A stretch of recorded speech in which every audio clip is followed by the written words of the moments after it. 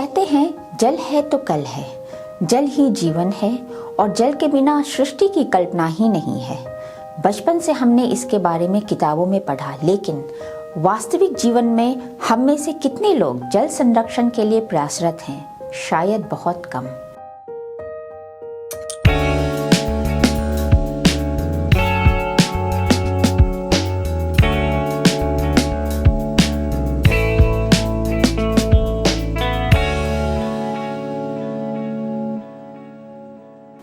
नमस्कार, मैं हूं डॉक्टर दीपा और आप देख रहे हैं जिज्ञासा एक पहल की नई श्रृंखला द वेव ऑफ होप।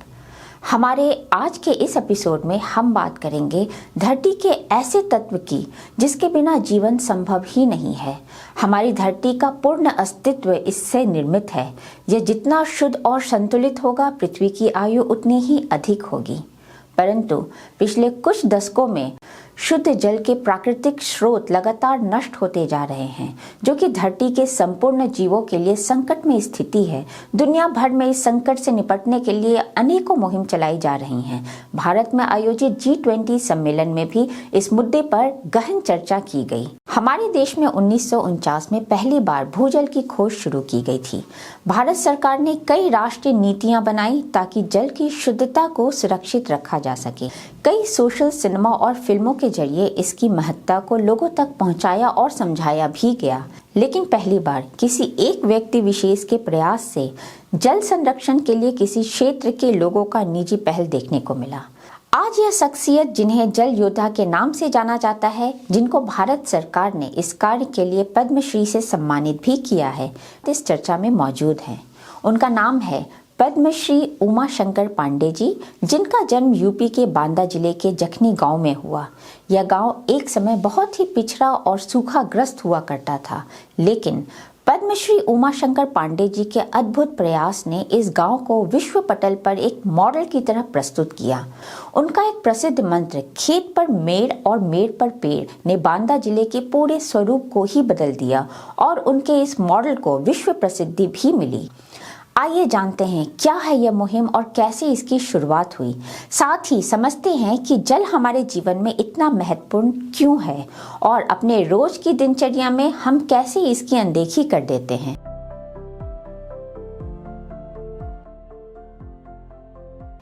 मेरा जन्म उत्तर प्रदेश के सबसे पिछड़े जिले जनपद बांदा के सबसे पिछड़े गांव जखनी में हुआ और वह सब कुछ मुझे अनुभव में, विरासत में, संघर्ष में मिला, जो एक बड़े बड़े महापुरुषों के ग्रंथों में उनके जीवन संघर्ष की गाथाओं में पढ़ने को मिलता है। वो मैंने अपने जीवन में भोगा है और सफलता की थोड़ी सी सीढ़ी और हमारे काम का जो मूल्यांकन है वो भारत सरकार की महामहिम राष्ट्रपति जी ने दिया। मैं उन्हें और माननीय भारत के यशस्वी प्रधानमंत्री माननीय नरेंद्र मोदी जी को धन्यवाद देता हूँ कि बुंदेलखंड के पिछड़े इलाके में एक छोटे से काम, जिसे खेत पर मेड़ और मेड़ पर पेड़ मंत्र, मैंने जो पुरखों का जल जोड़ने के जो बेजोड़ तरीके थे, उस विषय को मैं लेके चला। उन्होंने अपनी मन की बात में अपने पूरे देश के प्रधानों को 2 लाख से अधिक, 2.5 लाख से अधिक ग्राम प्रधानों को, सरपंचों को पत्र लिखा, खेत पर मेड़ बनाएं, परंपरागत तरीके से पानी को रोकें। तो मैं जिस गांव में पैदा हुआ वहां पर लगभग 90% लोग गांव छोड़ के पलायन करके चले गए थे। बुंदेलखंड, भूखा बुंदेलखंड, प्यासा बुंदेलखंड, पलायन बुंदेलखंड, ये अखबारों के लिए, मीडिया के लिए एक खास खबर रहा करती। लेकिन इस दिशा में प्रयास मुझसे पहले भी लोगों ने किए हैं। मैं नहीं कहता कि मेरे पहले प्रयास नहीं हुए हैं, लेकिन धरातल पे जो मेरे काम को पहचान मिली, जैसे आपको पता है मेरी कोई NGO नहीं है, संस्था नहीं, कार्यालय नहीं, ऑफिस नहीं, पिछले 32 वर्षों के सामाजिक जीवन में एक नए पैसे कोई सरकार से अनुदान नहीं और ना कभी किसी सरकारी किसी दल के, किसी पार्टी के दल के कार्यक्रम में जाने का मेरा मन रहा। और दूसरी बात ये कह रही कि मैं बांदा में रह करके भी अपने 30 वर्षों के एकदम समर्पण भाव में मैं बांदा किसी MP, MLA, विधायक, सांसद, मंत्री, नगर पालिका के अध्यक्ष, ब्लॉक प्रमुख, जिला पंचायत अध्यक्ष, उन सब के घर नहीं गया, क्योंकि वो बड़े, हम छोटे, हम अपना काम कर रहे थे। मेरी माँ ने कहा था कि अपनी साधना करो और ना साधन अपने आप आ जाएंगे।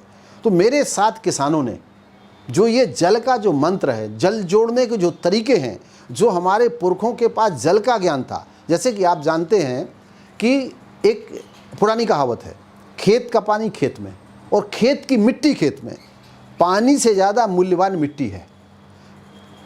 पानी भले 1 वर्ष नहीं बरसेगा तो काम चल सकता है, लेकिन मिट्टी नहीं बरसती है। उपजाऊ मिट्टी को बनने में 800 से 1000 साल लगते हैं। हमने अपने प्रयोग में मिट्टी को रोका, पानी को रोका और पेड़ को। मेरे मन में था कि हम जो जीवन का जो आधार है, जीवन जीने का आधार मिट्टी, पानी और बयार, मिट्टी, हवा और पानी, ये जो जीवन जीने का आधार था, इन आधार को लेके जब मैं चला तो मैंने जो मेरी विधि है, उस विधि में खास बात है कि मेरी विधि में कोई ट्रेनिंग की ज़रूरत नहीं है, मेरी विधि में कोई औजार की ज़रूरत नहीं है, मेरी विधि में कोई बड़े आपको कहीं तकनीक सीखने की ज़रूरत नहीं है। अपना फावड़ा उठाइए, अपना डलिया उठाइए बांस की, अपने खेत पर जाइए, खेत की मिट्टी को खेत से उठा करके मेड़ के ऊपर रख दीजिए। और पेड़ कौन से लगाइए? सहजन लगाइए, तुलसी लगाइए, आंवला लगाइए, ना हो तो अरहर की दाल लगाइए, और आप औषधीय पेड़ लगाइए। आप अतिरिक्त आमदनी लीजिए और पशुओं को हरा चारा भी लीजिए। एक तरफ तो मेरा ये प्रयास था। इस प्रयास को लेकर, मेरे प्रयास को तत्कालीन कलेक्टर बांदा माननीय श्री हीरालाल जी ने मेरे मॉडल को 470 ग्राम पंचायतों में लागू किया। फिर उत्तर प्रदेश के कृषि उत्पादन आयुक्त महोदय ने 1 लाख गाँव, जो कि उत्तर प्रदेश 58,000 ग्राम पंचायतों का प्रदेश है, बड़ा प्रदेश है, भारत का सबसे बड़ा प्रदेश है, उसको उपयुक्त माना। फिर नीति आयोग ने मेरे मॉडल को एक्सीलेंट मॉडल, अपनी जो रिपोर्ट प्रस्तुत की, जल का जो पूरा सबसे अच्छी ऑथेंटिक रिपोर्ट है, उसमें 5 मॉडल पूरे देश में माने गए। उसमें पहला मॉडल मेरा मॉडल था, जो सामुदायिक था, कम्युनिटी बेस्ड मॉडल था, और जो वाटर हेरिटेज थी उसको बनाने का, रोकने का काम समाज करता था। कुआं बचाना, तालाब बचाना, और समुदाय के आधार पर मैं बार बार ये बात कहता हूँ कि पानी बचाना सरकार का काम नहीं है, समाज का काम है। दुनिया का कोई वैज्ञानिक बादल नहीं बना सकता, बादल को ला नहीं सकता, बादल को 2 भागों में नहीं बांट सकता। और अमेरिका का सबसे पुराना जो बांध है वो 190 साल पुराना है, लेकिन भारत में 3000 साल पहले पहाड़ के ऊपर कुएं बनते थे और तालाब बनते थे। आज भी माउंट आबू में आप देख सकते हैं, पहाड़ पर 1 किलोमीटर ऊंचे पहाड़ पर तालाब भरा हुआ है। मेरी विधि को पूरे भारत में जहां सूखा प्रभावित राज्य हैं, वो जखनी गांव से निकलकर पूरे देश में पहुंच गई। और मैं एक बात मुझे बताती है, प्रसन्नता हो रही है कि पिछले 10 वर्षों में खाद्यान्न उत्पादन जो मेड़बंदी में पानी से रुका है, वो कई लाख करोड़ टन का उत्पादन बढ़ा है। मैं बुंदेलखंड की बात करूं, एक छोटा एग्जाम्पल दूं तो मेरे बुंदेलखंड में 2009 में भयंकर सूखा था, आप सब लोगों ने देखा होगा। आज उसी बुंदेलखंड में छोटी सी विधि हम किसानों के माध्यम से लेके गए। हमने अपना खेत का पानी खेत में, घर का पानी घर में, जंगल का पानी जंगल में, गांव का पानी गांव में। एक सूत्र वाक्य दिया पुरखों का, हर खेत पर मेड़, हर मेड़ पर पेड़। और उसका सीधा वाक्य था, खेत पर मेड़ और मेड़ पर पेड़। उत्तर प्रदेश सरकार ने उत्तर प्रदेश में सर्वाधिक गेहूं किससे खरीदा? बांदा मंडल से। दूसरे नंबर पर झांसी मंडल था। कुल उत्तर प्रदेश में 2,04,000 मेट्रिक टन खरीद हुई, और बुंदेलखंड ने कितना बेचा? 72,000 मेट्रिक टन गेहूं हमने उत्तर प्रदेश सरकार को बेचा, जिसमें 47,000 मेट्रिक टन बांदा मंडल ने दिया, जहां मेरा जन्म हुआ है। राजापुर, जहां बांदा से मानिकपुर प्रतिदिन सवारी गाड़ी में पानी जाता था। इससे बड़ा उदाहरण आपको इतिहास में बहुत कम मिलेगा। आज यह बताते हुए प्रसन्नता हो रही है कि उस राजापुर से भारत रत्न नानाजी देशमुख जब चित्रकूट गए तो सबसे पहले कृषि विज्ञान केंद्र उन्होंने कहाँ बनाया था? राजापुर में। और उस राजापुर से पिछले 5 वर्षों की केवल बात करूं, 25 लाख टन उस धान उत्तर प्रदेश सरकार ने खरीदा है चित्रकूट से। पद्मश्री उमाशंकर पांडे जी ने न केवल एक अद्भुत मॉडल हमारे सामने रखा, बल्कि उन्हें यह भी मालूम है कि जल की कितनी मात्रा किस स्वरूप में प्रयोग की जाती है। इसलिए जल संरक्षण की शिक्षा कितनी अधिक आवश्यक है और हर देशवासी को जल का संपूर्ण ज्ञान होना कितना जरूरी है। इस देश में 5 जल योद्धा हुए जिनसे मैंने प्रेरणा ली। पहले जल योद्धा महाराज भागीरथ, जो गंगा लेकर आए। दूसरी जल योद्धा माता अनसुईया, जो तपोबल से मंदाकिनी लेकर आई, बड़ी वैज्ञानिक थी माता अनसुईया। तीसरे महाराज भोज, जिन्होंने भारत में सबसे बड़ा, एशिया में सबसे बड़ा तालाब बनाया और जल ग्रंथ नाम, जल मंगल नाम का ग्रंथ लिखवाया। और चौथी जल योद्धा महारानी दुर्गावती, जिन्होंने गोंडवाना आदिवासियों को जोड़ के बड़े बहुत सारे हजारों तालाब बनाए। और 5वीं जल योद्धा थी महारानी अहिल्याबाई होलकर।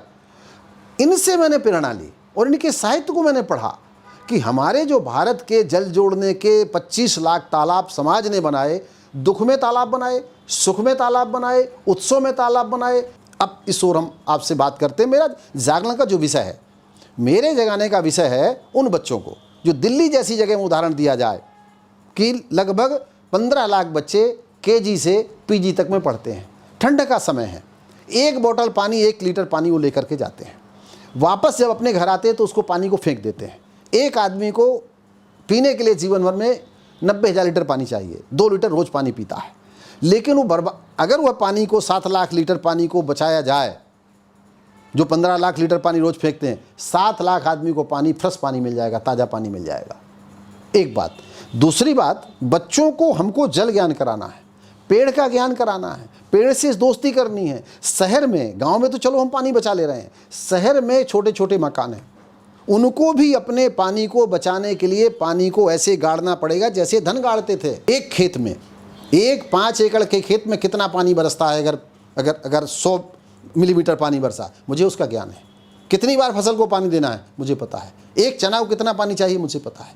आपको यह जानकर बड़ी प्रसन्नता होगी, जो हमारे श्रोता इस बात को सुनेंगे, कि 1 नींबू के बनने में 100 लीटर पानी लगता है, 1 किलो गेहूं बनने में 1500 लीटर पानी लगता है, 1 किलो चावल बनने में 2500 लीटर पानी लगता है, 1 किलो पनीर बनने में 5500 लीटर पानी लगता है, 1 किलो मछली बनने में 25,000 लीटर पानी लगता है। अगर हमने अपनी थाली में 10 ग्राम जूठन छोड़ दिया तो 35 लीटर पानी छोड़ दिया है। हम उतना लें थाली में जो व्यर्थ न जाए नाली में। ये हमारा देश है, हमारी संस्कृति है, और हम ये चाहते हैं पूरे देश में जल शक्ति विद्यापीठ, जो एक कानपुर से जिसने प्रारंभ किया, बुंदेलखंड से काम शुरू किया, इस देश के पूरे देश में पानी की पाठशालाएं हमें आयोजित करनी पड़ेंगी। किसानों को जगाना पड़ेगा, छात्रों को जगना पड़ेगा, व्यापारियों को जगना पड़ेगा। उद्योग जगत पानी को गंदा करता है। 1 टन जब आप लोहा बनाते हैं तो 30 टन पानी लगाते हैं। 1 टायर बनाते हैं, जब 1 टायर बनाते हैं तो कितने बैरल पानी लगता है? 3000 बैरल पानी लगता है। 1 ट्यूब बनाते हैं तो 2000 गैलन पानी लगता है। गैलन और बैरल को आप समझिए कितने लीटर हुआ। मैं जानबूझ अभी ये शंका नहीं बना रहा, चूंकि Indian Council of Medical Research को, इंडियन काउंसिल ऑफ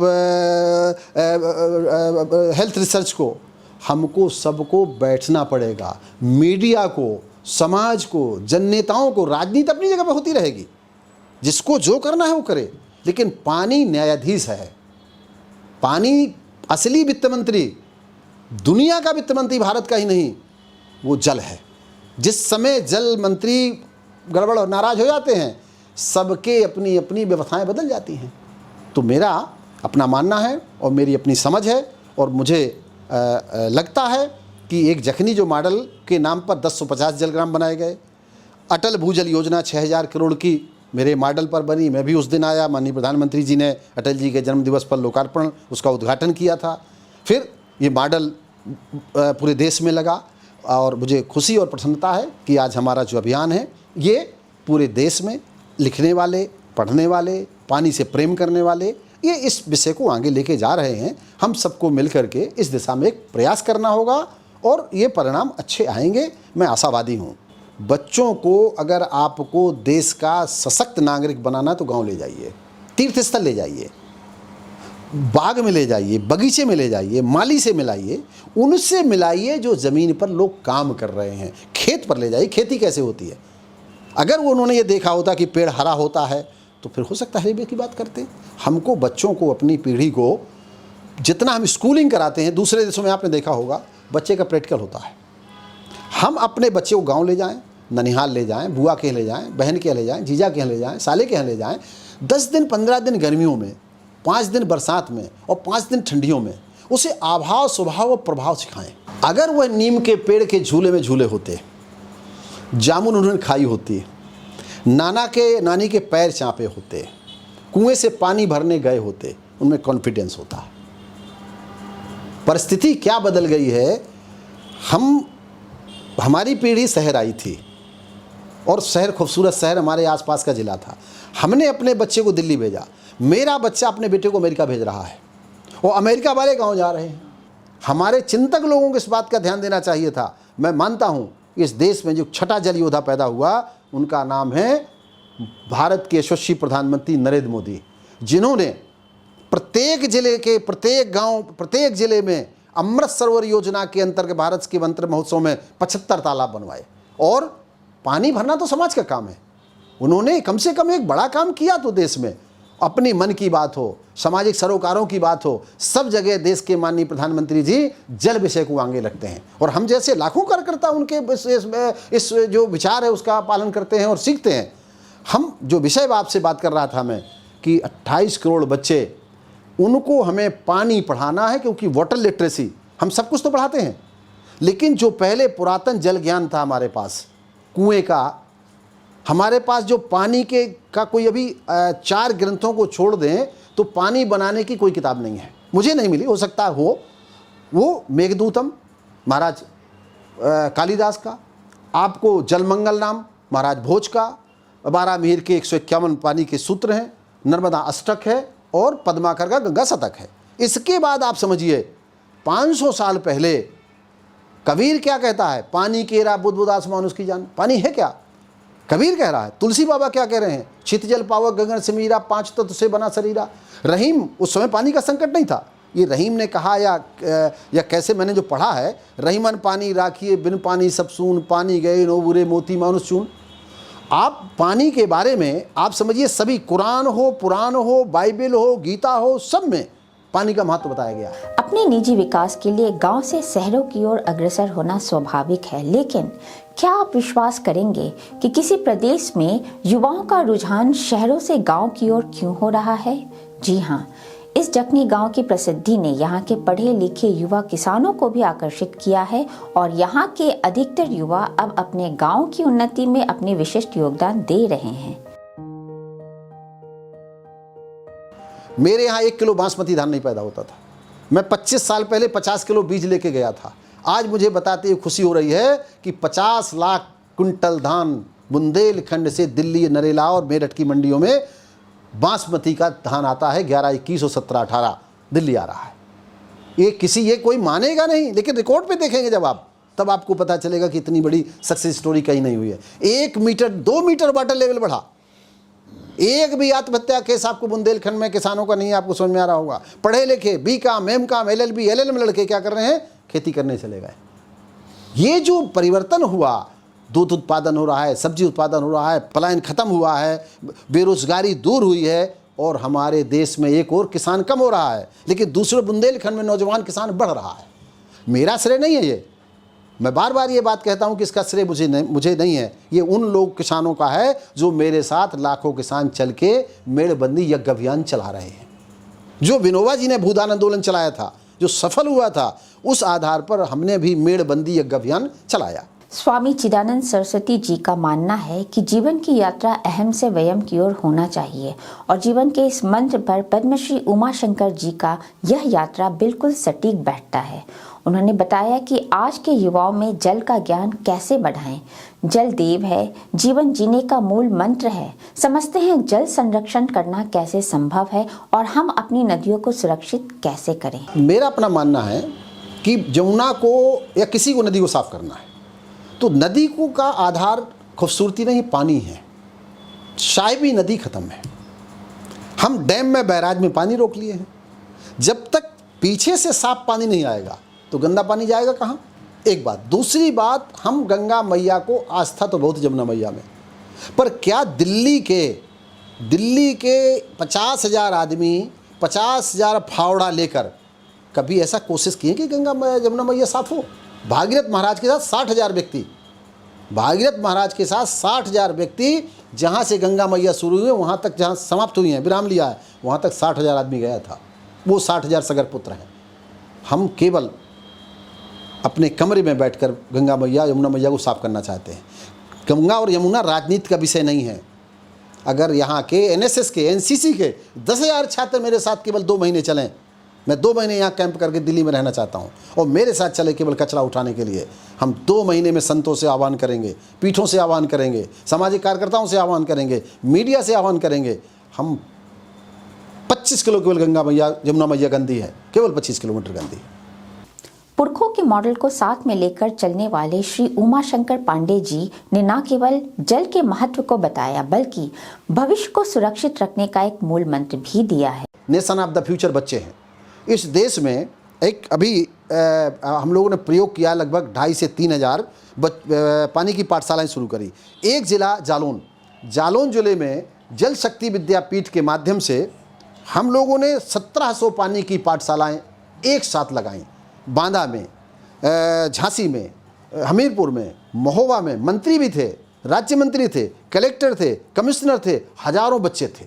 और जल शक्ति विद्यापीठ इस काम को लेकर एक पूरी योजना बना रही है। हम सब मिल करके जो 28 करोड़ बच्चे हैं, कक्षा 1 से 12वीं तक 24 करोड़ बच्चे हमारे यहाँ पढ़ते हैं। 1 से 12वीं तक के 3 लाख विद्यालय हमारे पास हैं। हमारे पास जो डिग्री कॉलेज हैं वो 45,000 डिग्री कॉलेज हमारे पास 45,000 से अधिक डिग्री कॉलेज हैं, जिनमें विभिन्न प्रकार की शिक्षा पढ़ाई जाती है। हमारे पास 1160 विश्वविद्यालय, IIT, IIM जैसी संस्था, लेकिन पानी का एक भी विश्वविद्यालय नहीं है। कृषि के 80 विश्वविद्यालय हैं, पानी से कृषि होती है। हमारे चिंतक लोगों को इस बात का ध्यान देना चाहिए था। आप अपनी संतान को धन मत दें, जल धन दें। दुनिया में एक पानी का बड़ा बाजार खड़ा हो रहा है। आप समझेंगे 10 रुपये का पानी है, 100 रुपये का पानी है, 500 रुपये बोतल का पानी किलो का है, और 5,000 रुपये किलो का पानी है। और बड़े आदमी बताते हैं बड़े आदमी कि और महंगा पानी है, लेकिन उसका नाम अजीब है। Drinking water, mineral water, vitamin water, black water, ये पानी के नाम नहीं थे। भारत हमारा घड़े, हमारे यहाँ जितना शुद्ध पानी घड़े में रहता है, एल्कलाइन वाटर। हम जो पानी पीते थे कुएं का एल्कलाइन वाटर होता था। आर्टिजन बेल हमारे यहाँ होते थे। मैंने बनाए हैं 5 आर्टिजन बेल। मैंने एक झील बनाई है 140 बीघे की, 1 लाख पेड़ लगे हुए हैं। आप उसको देखें, हमारे यहाँ पानी का बाजार नहीं था। दुनिया का सबसे बड़ा जो शुद्ध पानी भारत में पाया जाता है, अमृत कहा गया है यहाँ के पानी को, और नीला सोना है। इस नीले सोने पर वर्ल्ड बैंक ने एक बड़ी भारी अपनी आंख यहाँ लगा रखी है। अगर हम नहीं चेते, हमारे देश में आप समझते थे घी और दूध नहीं बिकता था। आज गांव चले जाइए, कुआं भी हैं, तालाब भी हैं, लेकिन किराना की दुकान में 5 से 10,000 बोतल पानी हर किराना की दुकान में पहुंच गया है। ये शुभ नहीं है। 140 करोड़ व्यक्ति का पेट किसान को भरना है, वो पानी कहाँ से पाएगा? वो कहाँ से पानी पाएगा? आज जो आपके साथ संवाद है, जो दिल्ली में आप देखते हैं, प्रदूषण फैल गया है, अनियंत्रित लोग आ गए हैं, जलवायु परिवर्तन हो गया है। हमारे भारत में 35 प्रकार की जलवायु है। बुंदेलखंड की अलग है, आसाम की अलग है, मेघालय की अलग है, अरुणाचल की अलग है, कलकत्ता की अलग है, मुंबई की अलग है। आप समझिए कि हम नदियों के किनारे वो पेड़ लगाएं जो वहाँ की जलवायु हो। बुंदेलखंड में सेब पैदा करेंगे, सेब नहीं पैदा होगा, अंगूर पैदा नहीं होगा, लेकिन बुंदेलखंड में जो पैदा होता है, चना पैदा होता है, गेहूँ पैदा होती है, दाल पैदा होती है, वो पैदा करें। वैज्ञानिकों को सोचना पड़ेगा। ये जो केमिकल डाल रहे हैं, तमाम तरह के मिट्टी को जहर बना रहे हैं, ये हमारे पुरखे नहीं करते थे। हमको बेर फिर से लाने पड़ेंगे, हमें फिर से जामुन लानी पड़ेगी, हमको फिर से आंवला लाना पड़ेगा, और हमको अपनी पीढ़ी को उपहार में, जो पहला युद्ध हुआ था दुनिया में, विश्व युद्ध हुआ था काहे के लिए? भोजन के लिए। दूसरा किसके लिए हुआ था? पेट्रोल के लिए। और तीसरा काहे के लिए होगा? पानी के लिए। अगर हमको पानी, हम कहते युद्ध का ही नहीं होना चाहिए, लेकिन भारत जैसे देश में युद्ध पानी के लिए हो, अभी चेतना पड़ेगा। अगर हम नहीं चेते तो हमारी स्थिति, हम सब कुछ बना सकते हैं, पानी नहीं बना सकते।